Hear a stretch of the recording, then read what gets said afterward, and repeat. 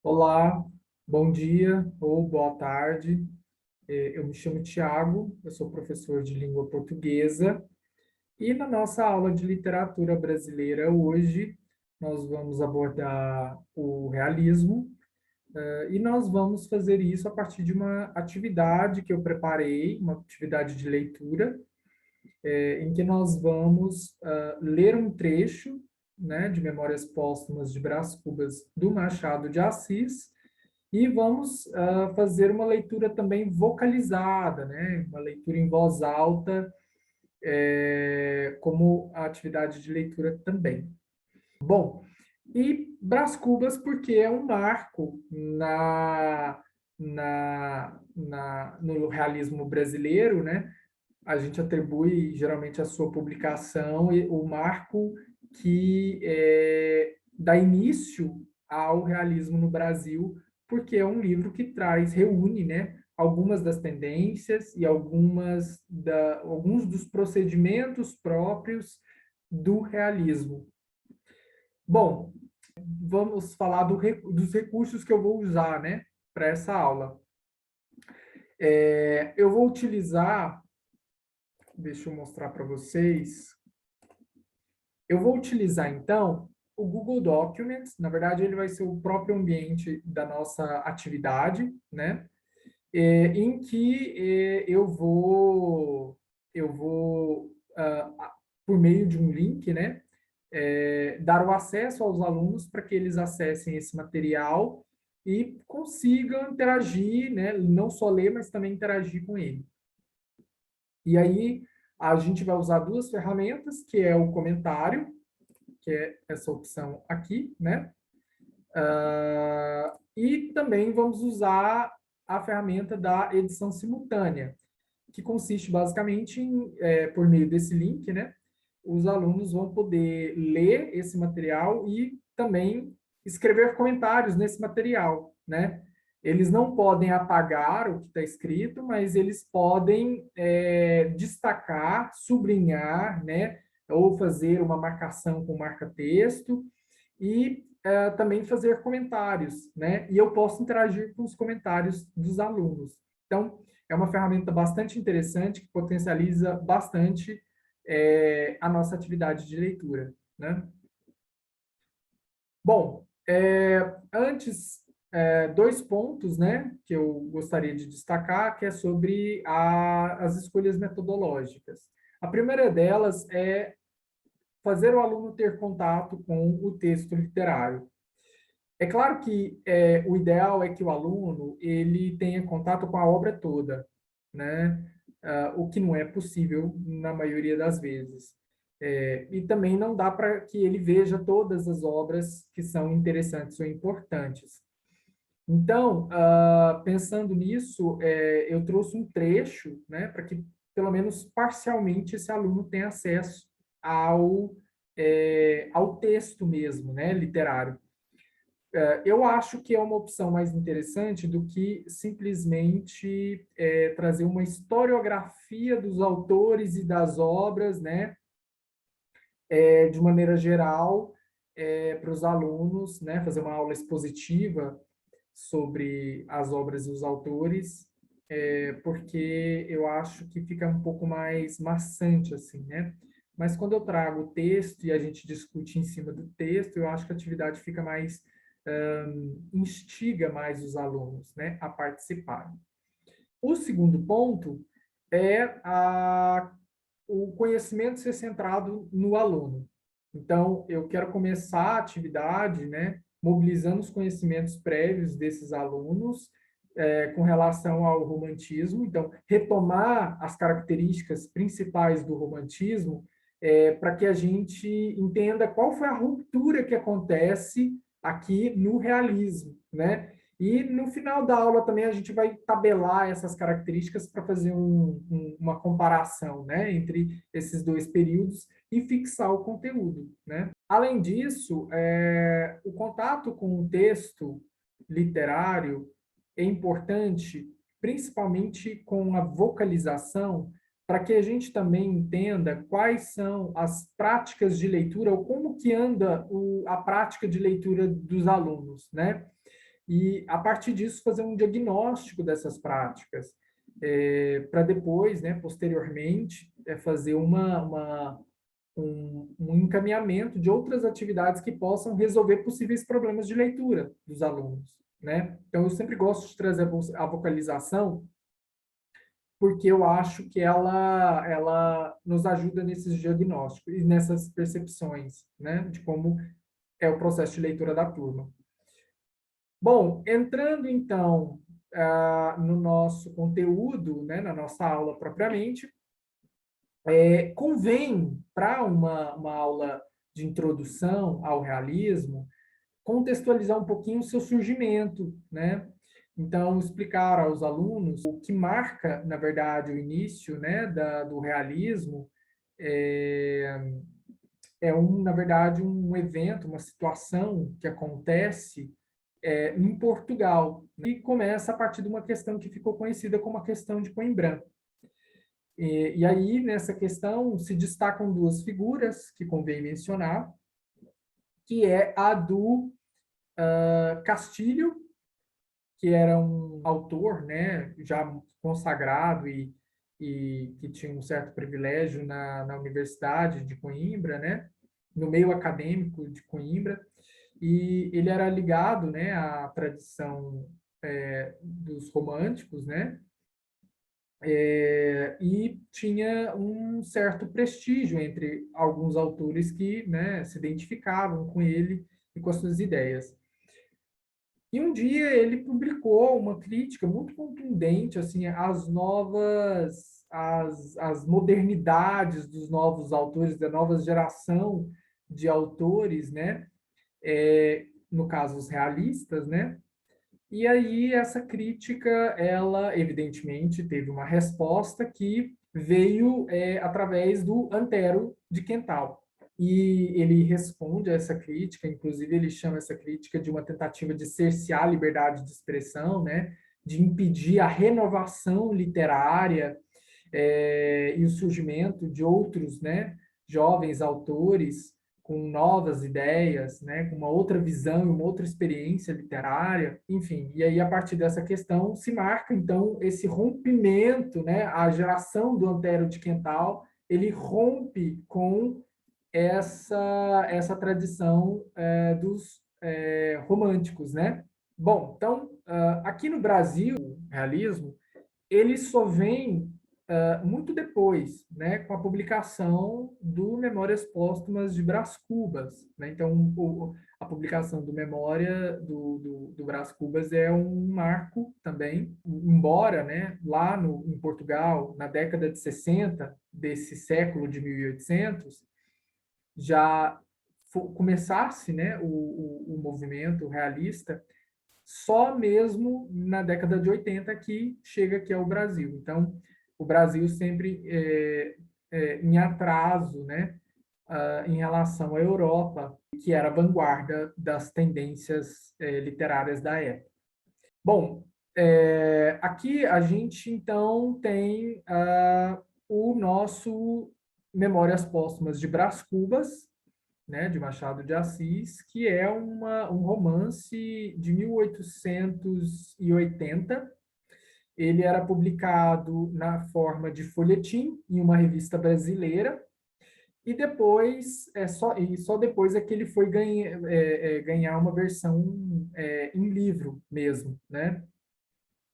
E ele conta basicamente a história, né, do Brás Cubas, que é o autor dessa autobiografia. Então, o Brás Cubas, ele faz uma retrospectiva da sua vida, e ele faz isso de uma maneira irônica e também bastante crítica, né? Porque, bom, como ele já morreu, então ele não tem mais relação nenhuma com as convenções sociais. E aqui é que está a genialidade da maneira como o Machado constrói, né, essa obra. Então, Memórias Póstumas de Brás Cubas é essa análise, essa distanciada, né, mais objetiva do próprio Brás com relação às suas atitudes em vida. Bom, entrando no nosso texto, eu trouxe aqui esse trecho, né? Na verdade, são dois trechos de dois capítulos. No entanto, aqui, né, dada a circunstância da microaula, eu vou ler somente alguns trechos que interessam para exemplificar a condução dessa atividade, né? Então, aqui a gente tem um trecho em que o Brás Cubas encontra uma antiga namorada, né? E eles se encontram numa festa e depois ela a convida para uma outra ocasião, né? Na sua casa, uma ocasião mais íntima, é também uma espécie de festa, em que eles valsam, né? E aí o trecho diz respeito justamente a essa circunstância. Então diz assim: o Senhor hoje há de valsar comigo, diz a Virgília, né? Em verdade, eu tinha fama e era valsista emérito. Não admira que ela me preferisse. Valsamos uma vez e mais outra vez, um livro perdeu Francesca. Cá foi a valsa que nos perdeu. Creio que essa noite apertei-lhe a mão com muita força e ela deixou-a ficar, como esquecida, e eu a abraçá-la. E todos com os olhos em nós e nos outros que também se abraçavam e giravam. Um delírio. É minha, disse eu comigo, logo que a passei a outro cavalheiro. E confesso que durante o resto da noite foi-se-me a ideia entranhando no espírito, não a força do martelo, mas de verruma, que é mais insinuativa. É minha, dizia eu ao chegar à porta de casa. Mas aí, como se o destino ou o acaso, ou o que quer que fosse, se lembrasse de dar algum passo aos meus arroubos possessórios, luziu-me no chão uma coisa redonda e amarela. Abaixei-me. Era uma moeda de ouro, uma meia dobra. É minha, repeti, eu a rir-me, e metia no bolso. Nessa noite, não pensei mais na moeda, mas no dia seguinte, recordando o caso, senti uns repelões de consciência e uma voz que me perguntava por que diabo seria minha uma moeda que eu não herdara nem ganhava, mas somente achara na rua. Aqui a gente tem um primeiro elemento que é interessante destacar para os alunos, ou chamar a atenção dos alunos, que é a questão da repetição, que é um recurso que o Machado encontra, né, aqui para poder marcar um paralelo, né, e colocar o nosso personagem em um dilema. Então veja que ele repete essa frase, é minha, né, quando ele acha a moeda, e ele repete a frase, é minha, quando ele encontra a Virgília, né? Que é agora uma senhora casada. Só que ele procedeu de maneiras diferentes, assim, em relação a uma e a outra, né? Porque a moeda, depois, né, como a gente se segue a leitura, ele devolveu ou buscou devolver ao seu dono. Então, essa atitude dele, né, que na visão dele foi muito nobre. E o Brás Cubas, né, o nosso defunto autor, ele enfatiza o sentimento do Brás com relação a esse gesto, né, a essa atitude, que para o Brás foi muito nobre, de uma grandeza imensa, né? Ele ficou todo assoberbado por conta dessa boa atitude que ele teve em relação a esse dinheiro que não era dele. Mas veja como é contraditória a personagem do Brás, porque ele não teve esse mesmo procedimento em relação à Virgínia, né? Que não era sua esposa, né? Ela não pertencia a ele, né? Então, ele se coloca num dilema ali em relação a ela, e no final esse dilema tem um desfecho, né? Um brilhante desfecho dado pelo Machado, em que ele cria uma metáfora para tentar compensar, né, a atitude ruim com a Virgília, né, de adultério, ser amante de uma mulher casada, né, que não é muito moral, e a atitude de devolver o dobrão. Então, ele diz assim: assim eu, Brás, descobri uma lei sublime, a lei da equivalência das janelas, e estabeleci que o modo de compensar uma janela fechada é abrir outra, a fim de que a moral possa arejar continuamente a consciência. Então veja o que o Brás ele usa a metáfora das janelas para dizer que uma boa ação ela compensa uma má ação, né? Um gesto ruim, imoral, né? É, e assim ele vai arejando continuamente a consciência. Então, veja que o Brás, né, ele muito ironicamente vai usando essas metáforas, essas explicações, né, para poder justificar as suas condutas, né? Então, ele não é um autor muito confiável e também não é um exemplo de moral, né? E ele faz de uma maneira muito irônica, né? Quando, por exemplo, ele vai descrever como ele mesmo se sentiu quando ele teve a atitude em relação à moeda, né? Então, na verdade, o Brás ele era um mulherengo, né? Um galanteador, um vida boa, de família abastada, e ele só pensava, as relações dele eram todas por interesse, né? Aqui a gente tem outra oportunidade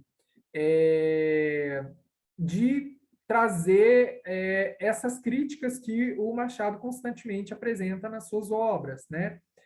Então ele entra na psicologia das personagens, não só para descrevê-las, mas para desnudá-las da sua moral, das suas contradições, né? E isso já é uma característica do realismo, né?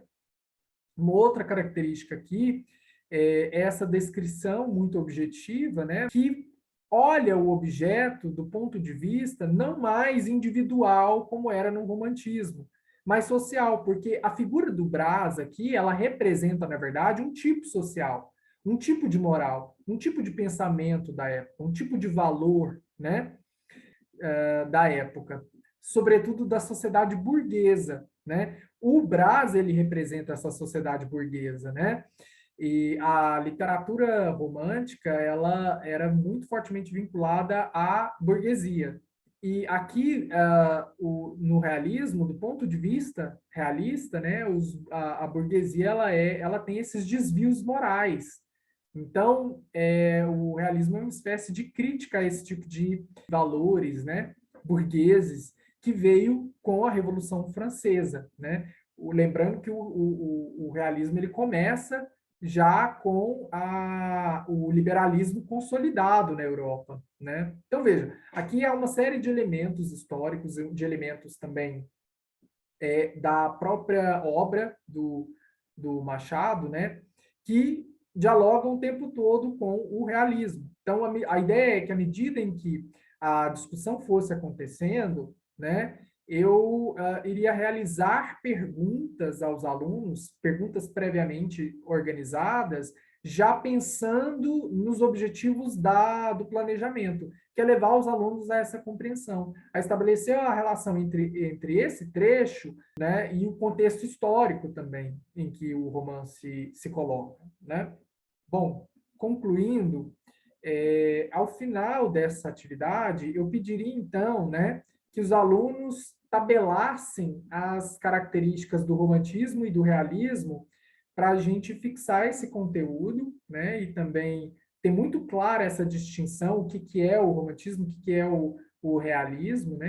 Aqui também eu mobilizei busquei mobilizar, na verdade, diferentes atividades cognitivas, né? Então, a ideia de usar as ferramentas de comentário, de sublinhar o negrito, né? E os alunos interagirem o tempo todo, fazerem inserções no texto, à medida que a gente vai construindo o conhecimento, também para exercitar a escrita, articulada a escuta, articulada a fala, né? E tudo isso, evidentemente, potencializa e fixa melhor o conteúdo na cabecinha, né, dos alunos. Bom, no mais, é isso. Eu agradeço a atenção.